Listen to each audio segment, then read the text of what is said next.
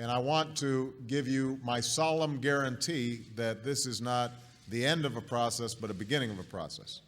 But as some of you might have heard, there has been a tragic shooting at the Fort Hood Army base in Texas. 13 people killed, including a pregnant soldier, and 32 shot.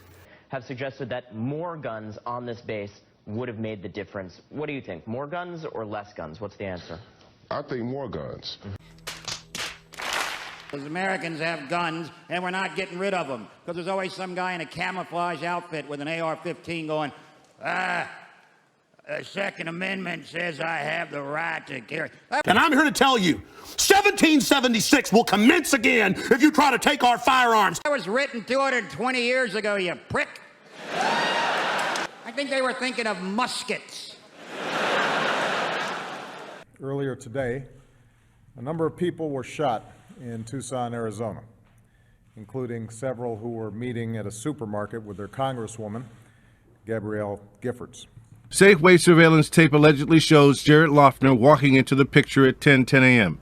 He quickly moves around a table and shoots Congresswoman Giffords in her left forehead, just above her eye. At the time the shot is fired, Loughner is within 3 feet of Giffords. Then, according to officials who have seen the video, Loughner turns to his left, facing the crowd, and the shooting continues.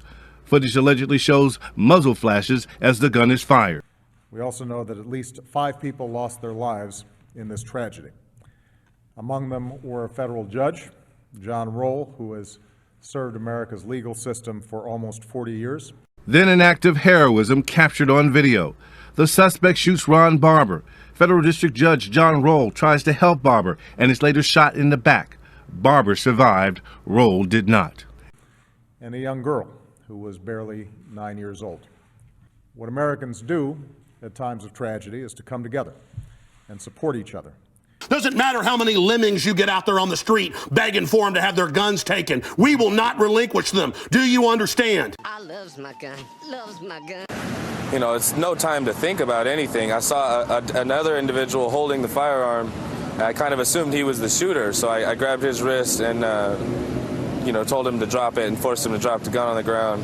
When he did that, everybody says, no, it's this guy, it's this guy. And I proceeded to help hold that man down. Did you ever think of drawing your firearm, or you made the determination you didn't have to? Sir, when I came through the door, I had my hand on the butt of my pistol and I clicked the safety off. I was ready to kill him. But I didn't have to do that, and I was very blessed that I didn't have to go to that place. Luckily, they'd already begun the solution, so all I had to do was help. If they hadn't grabbed him and he had been still moving, I would have shot him. I almost shot the man holding the gun. You would have used that firearm. You're damn right.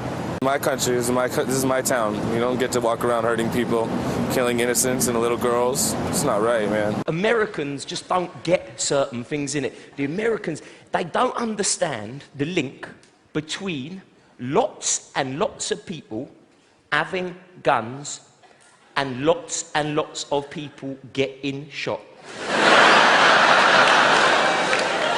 If I was to give you a mobile phone, do you think that would make you more likely to make a telephone call?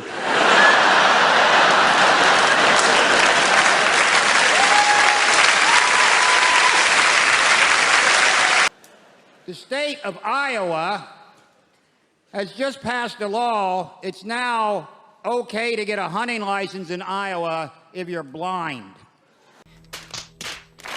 If you're blind. We've endured too many of these tragedies in the past few years. And each time I learn the news, I react not as a president, but as anybody else would, as a parent. The majority of those who died today were children. Beautiful little kids between the ages of 5 and 10 years old. As a country, we have been through this too many times. Whether it's an elementary school in Newton, or a shopping mall in Oregon, or a temple in Wisconsin, or a movie theater in Aurora, or a street corner in Chicago, these neighborhoods are our neighborhoods, and these children are our children. And we're going to have to come together and take meaningful action to prevent more tragedies like this, regardless of the politics. In Australia, we had the biggest massacre on earth. The Australian government went, "That's it, no more guns." And we all went, "Yeah, right then, that seems fair enough, really." Now, in America, you have the Sandy Hook massacre where little tiny children died. 5 and 10 years old. Your government went, "Maybe we'll get rid of the big guns." The yeas are 54, the nays are 46. Under the previous order requiring 60 votes for the adoption of this amendment, the amendment is not agreed to. Your First Amendment means that I can say the Second Amendment sucks dicks. A few months ago, in response to too many tragedies, including the shootings of a United States Congresswoman, Gabby Gifford, who's here today, and the murder of 20 innocent school children and their teachers, this country took up the cause of protecting more of our people from gun violence. A few minutes ago, a minority in the United States Senate decided it wasn't worth it. They blocked common sense gun reforms even while these families looked on from the Senate gallery. Now, I'm going to speak plainly and honestly about what's happened here. But the fact is, most of these senators could not offer any good reason why we wouldn't want to make it harder for criminals and those with severe mental illnesses to buy a gun. Everybody talked about how we were going to change something to make sure this didn't happen again. Just like everybody talked about how we needed to do something after Aurora. Everybody talked about we need to change something after Tucson. Going, "You cannot change the Second Amendment." And I'm like, "Yes, you can. It's called an amendment. If you can't change something, it's called an amendment." See, many of you need a thesaurus more than you need a constitution. What if, hypothetically speaking, what if gun control could work?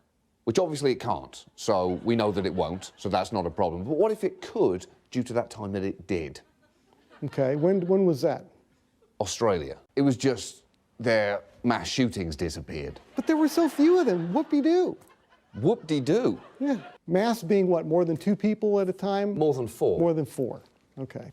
Whoop-de-doo. Well, put it this way. It's illegal to have crack cocaine anywhere in the United States. Do you think if somebody really wants it, they can get their hands on crack cocaine in America? So unless we can completely get rid of drugs, there's no point in having drug laws at all.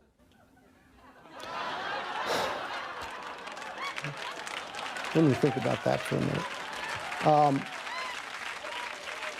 Well, I guess effectively, it doesn't work. Well, let me put it to you this way. There are more drownings in backyards where they have pools. If they don't have a pool, there are no drownings in backyards, okay? So the U.S. has a very high number of guns. Therefore, there's going to be more chances for somebody to be killed with a gun. Right. Right. Right. That's my point. Are the president's kids more important than yours? Yes. The only thing that stops a bad guy with a gun is a good guy with a gun. So what you're saying is, when the bad guy turns the gun on himself, he becomes a good guy and dies a hero. Quick, it poses no threat. Kill it! Hero! They all ran flee into the suburbs where it was all white and safe and clean. And they went out and bought 250 million guns and put locks on the doors, alarms in the houses, and gates around the neighborhoods. And finally, they were all safe and secure and snug as a bug.